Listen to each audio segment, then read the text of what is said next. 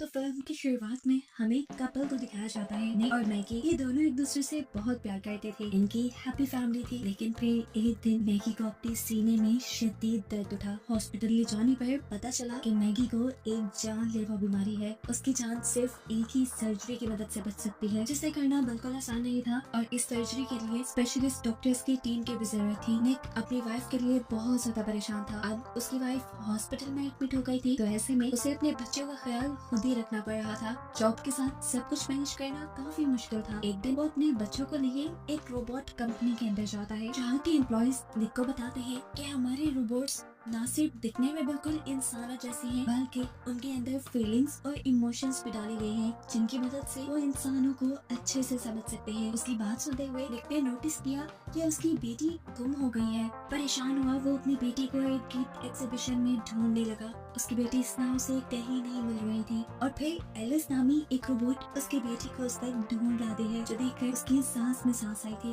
Robot company का employ जो निक की बेटी को निक के साथ ढूंढ रहा था, वो निक को बताता है कि एलिस बहुत अच्छी रोबोट है, उसे बच्चों का ख्याल बहुत अच्छे से रखना आता है और ये तो उसने देख भी लिया था। यहाँ तक कि इसला को भी एलिस बहुत पसंद आई थी। वो अपने डैड से इस रोबोट को खरीदने को कहती है। हालांकि निक इसके बारे में ज्यादा नहीं जानता था, लेकिन इसला के बहुत ज्यादा जिद करने पर निक इस रोबोट को खरीद देता है और अपने घर ले आता है। घर लाने के बाद निक एलिस को यानी रोबोट को अपने घर का सारा काम समझाता है और फिर अपने बच्चों के साथ शॉपिंग के लिए चला जाता है। शाम में जब वो घर वापस आए तो निक ये देखकर हैरान था कि एलिस ने न सिर्फ घर की सारी सफाई कर दी थी, बल्कि घर की हर चीज अब जगह पर थी और साथ ही एलिस ने उन लोगों के लिए खाना भी बना दिया था। वो बात अलग थी कि इसला को एलिस का बनाया खाना पसंद नहीं आया था, क्योंकि वो अपने मॉम के हाथ का खाना पसंद करती थी। फिर रात में दिखाया जाता है कि एलिस ने जिस टाइम अपने आप को चार्जिंग पर लगाया हुआ था, तभी इसला चुपके से किचन में जाकर एक चेयर पर चढ़कर कुकीज लेने की कोशिश करती है। कुकीज लेते हुए एकदम से उसका पाँव फिसल जाता है और वो जोर से चिल्लाती है। उसकी चिल्लाने की आवाज निक भी सुनकर फौरन बाहर आता है तो देखता है कि एलिस ने उसे गिरने से पहले ही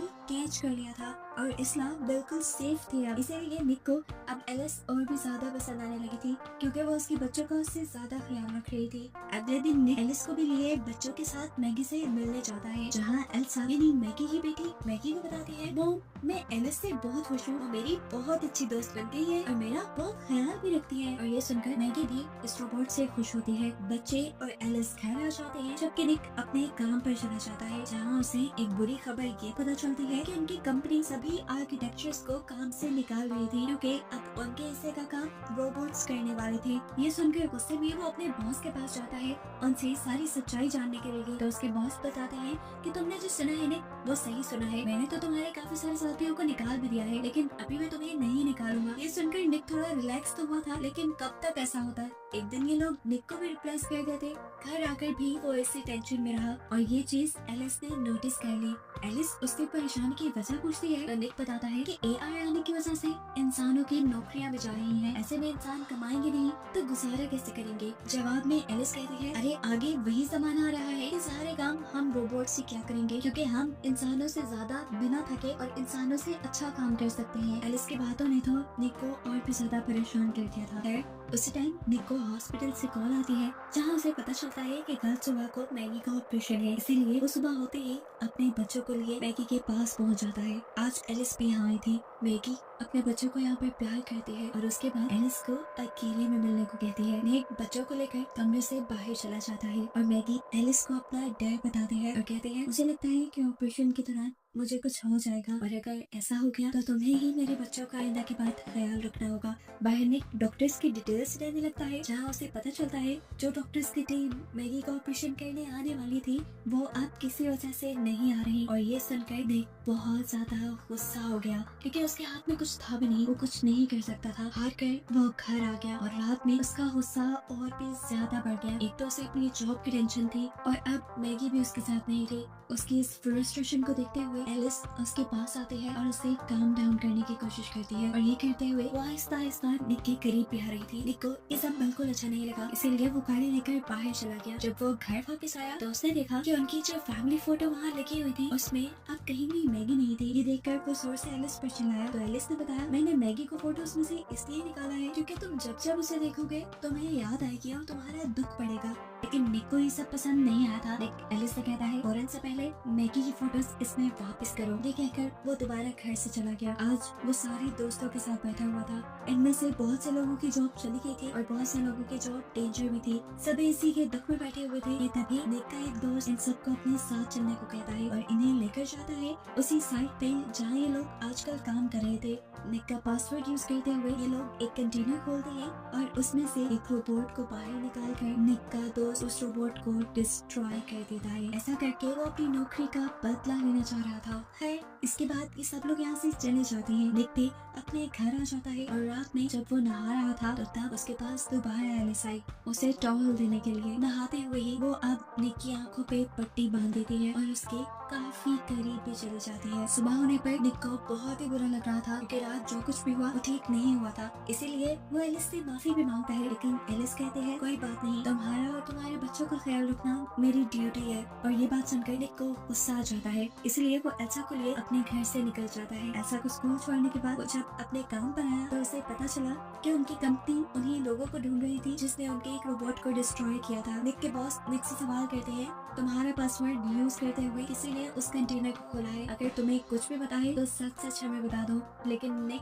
फिलहाल ना में जवाब दे देता है। खैर टेंशन तो सच में काफी बढ़ गई थी। इसी टेंशन भरे माहौल में उसे एक कॉल आती है। ये कॉल हॉस्पिटल से आई थी और उसे खुशखबरी दी गई थी कि मैगी का ऑपरेशन सक्सेसफुल हो गया है। ये सुनकर वो भी बहुत हैरान हुआ क्योंकि डॉक्टर्स की टीम तो अभी तक आई नहीं थी। तब उसे बताया जाता है कि मैगी का ऑपरेशन डॉक्टर्स ने नहीं बल्कि रोबोट्स ने किया है और मैगी अब बिल्कुल ठीक है। निक उसे घर ले जा सकता है। ये सुनते ही वो फौरन मैगी को घर ले आया, जहाँ अपनी मॉम को घर देखकर उसके बच्चे भी बहुत ज्यादा खुश थे। रात में मैगी अपने बच्चों के लिए खाना भी बनाती है जो बच्चों को बहुत ज्यादा पसंद आया था। और इस सब के दौरान हम एलिस के फेस पे जेलसी को नोटिस कर सकते हैं। मैगी को अभी ज्यादा से ज्यादा आराम करना था, इसलिए शाम में जब वो सो रही थी तो अचानक उसे एल्सा की आवाज आई, ऐसी कि जैसे वो गिर गई हो। जल्दी से वो जब एल्सा को देखने के लिए स्टेज से नीचे उतरने लगती है तो स्टेज की रेलिंग टूटने की वजह से वो गिर जाती है। और यहाँ वो ये भी देखती है कि एल्सा रो नहीं रही थी बल्कि एलिस के साथ खेल रही थी। उसका ब्याह हुआ देखकर एल्सा उसे गोद में उठा लेती है और उसे रूम में छोड़कर आती है। आज काफी रात में जब निक घर लौटता है तो देखता है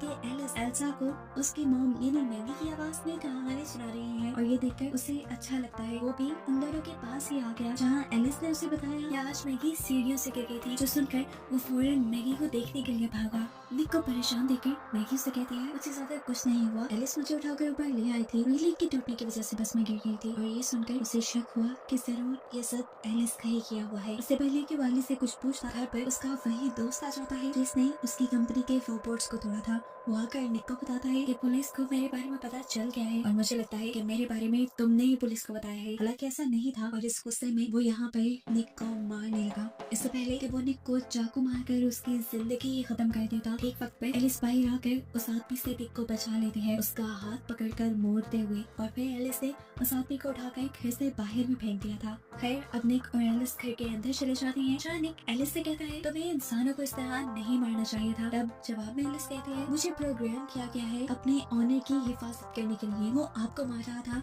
और मैंने आपको बचाने के लिए बस उसे मारा है। यही बात हुई निक मैगी का भी जिक्र कर देता है और एलिस निक से कहती है कि मैगी के मरने के बाद मैं मैगी की भी जगह ले लूंगी। और ये सुनकर निक गुस्से से आग बगोला हो गया और उसने बोला मैगी की जगह कोई भी नहीं ले सकता, कोई भी नहीं। सुना तुमने? असल में एलिस के दिमाग में ये बात मैगी ने खुद ही डाली थी जब वो हॉस्पिटल में थी, लेकिन अब तो मैगी ठीक होकर घर आ गई थी। गुस्से में जब निक वहाँ से जाने वाला था तब एलिस ने उसे कहा देखना मैं तुम्हें पा ही लूंगी और मैं तुम्हें अपना करने के लिए किसी भी हद तक जा सकती हूँ। ये कहकर वो घर से बाहर निकल गई और हमने देखा कि वो उसी आदमी के घर आई थी जिसने अभी निक के ऊपर हमला किया था। एलिस इस आदमी से कहती है तुम्हें निक पर हाथ नहीं उठाना चाहिए था, तुम जानते हो इसका अंजाम बहुत बुरा हो सकता है। उसकी धमकी सुनकर इस आदमी को भी गुस्सा आ जाता है और वो अपनी गन निकाल देता है, लेकिन वो नहीं जानता था कि सामने उसके से ज्यादा ताकतवर रोबोट है जो उसका हाथ पकड़ के उसके गन वाले हाथ को ऊपर कर देते हैं। उसके बाद एलिस ने उसे गन छीन कर उसी के ऊपर तान दी। इससे पहले कि वो इस आदमी को मार देती इस आदमी की भी रोबोट आकर एलिस से इस आदमी को बचाने की कोशिश तो करती है लेकिन नाकाम रह जाती है क्योंकि बिना वक्त जाए के एलिस ने पहले इस रोबोट को शूट किया और फिर इस आदमी को शूट करके मार डाला। यहाँ हम अगली सुबह देखते हैं कि निक अपने बॉस के पास आया था ये रिक्वेस्ट करने के लिए कि उसके दोस्त ने गलती तो की है लेकिन अगर उसे माफ कर दिया जाए पुलिस में अरेस्ट करवाने की बजाय तो ज्यादा अच्छा होगा। लेकिन एक शौक की खबर उसे अपने बॉस से ये पता चली कि रात ही उसके दोस्त का मर्डर हो गया है। और ये सुनते ही वो समझ गया कि ये काम जरूर एलिस का ही है। घर पर हम देखते हैं कि एलिस मैगी के वॉशरूम में आ गई, जहाँ मैगी नहा रही थी। वो आजकल मैगी से जेलस होने लगी थी क्योंकि एलिस के अंदर निक के लिए फीलिंग्स पैदा होने लग गई थी। वो यहाँ मैगी को चुराने के लिए उसे कहती है कि तुम्हारा हस्बैंड निक मेरे पास आ चुका है और मैं तुम्हें उससे ज्यादा खुश रख सकती हूँ। ये सुनकर मैगी को भी गुस्सा आ गया और मैगी उस पर चिल्लाने लगी। तब एलिस जवाब में कहती है, चिल्लाओ मत जाओ, तो निक से बात पूछ सकती हो। मैगी भी अब गुस्से में निक का इंतजार करने लगी। जैसे ही निक घर आया तो उसने निक से सच्चाई पूछा कि उसके और एलिस के दरमियान में क्या हुआ था। यहाँ निक झूठ बोल सकता था लेकिन वो झूठ नहीं बोलता और सब सच बता देता है। सच्चाई सुनकर मैगी को तो गुस्सा आना ही था। वो भी गुस्सा ही कर रही थी कि पीछे से एलिस इन्हें देखते हुए इनके कमरे में चली गई, जहाँ पर मैगी और निक का छोटा सा बेटा था। वो निक के बेटे को उठाकर बाथ टब के पास ले जाता है और उसमें पानी भरना शुरू कर देती है।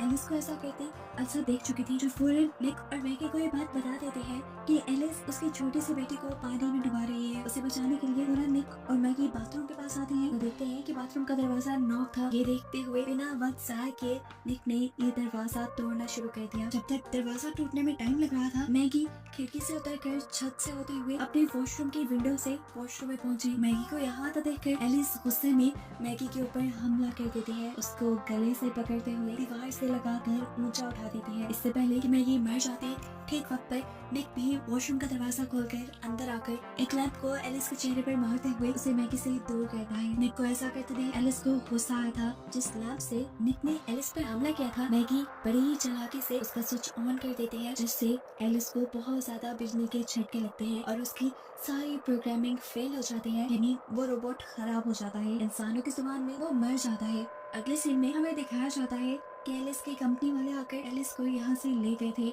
मैगी में निक पर बहुत ज्यादा गुस्सा थी, इसीलिए वो भी पुलिस के साथ यहाँ से चली गई। सीन कट होकर दिखाया जाता है कि जब कंपनी वाले एलिस को ठीक कर रहे थे, यानी रिपेयर कर रहे थे, तो एकदम से उसके हाथों में मूवमेंट हुई और उसकी ये मूवमेंट इतनी खतरनाक थी कि वहाँ के सारे सिस्टम मैनिपुलेट होने लगे। यानी एलिस ने इस पूरी जगह के सिस्टम को हैक कर लिया था और फिर वो एक रोबोट की प्रोग्रामिंग को हैक करते हुए उसे ऑर्डर देते हैं साइंटिस्ट को मारने का।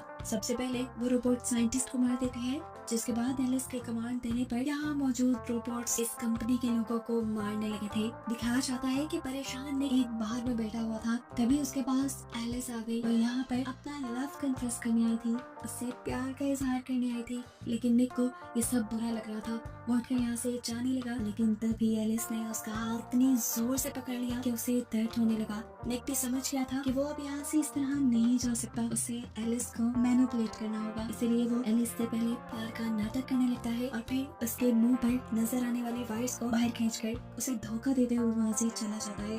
वायर्स की खींचने की वजह से एलिस वहाँ पे होश हो गई थी, या कह ले कि एलिस बंद हो गई थी। सीन कट होकर हमें मैगी को दिखाया जाता है जो हॉस्पिटल में थी। जाहिर सी बात है उसका बेटा वहाँ पर एडमिट था। अब जिस हॉस्पिटल में वो थी उसी हॉस्पिटल में आ जाते हैं एलिस। हॉस्पिटल के कंप्यूटर को हैक करके वो मैगी के बेटे का रूम नंबर पता करने लगती है और जब नर्स आकर उसे ये काम करने से रोकती है तो एलिस नर्स का भी गला घोटकर उसे मार देती है। उसे मैगी के बेटे का कमरा पता चल गया था। जब तक वो उस कमरे में पहुंची तो उसने देखा कि मैगी अपने बेटे को लेकर यहाँ से जा चुकी है। इधर दिखाया जाता है कि निक कॉन्टिन्यूसली मैगी को कॉल करने की कोशिश कर रहा है, लेकिन मैगी का फोन तो हॉस्पिटल के बेंच पर ही रह गया। मैगी का पीछा करते हुए वो पार्किंग लॉट में आ गई, जहाँ मैगी अपने बच्चों को गाड़ी में बिठाए यहाँ से जाने ही वाली थी, लेकिन तभी एलिस उसके सामने आ गई। एलिस गाड़ी के अंदर ही हाथ डालकर मैगी को मारने की कोशिश करती है, लेकिन तभी ठीक वक्त पर निक वहाँ अपनी गाड़ी लाकर अपनी गाड़ी से जोर से एलिस को टक्कर मार देता है, जिससे फिलहाल के लिए मैगी से तो एलिस दूर हो गई,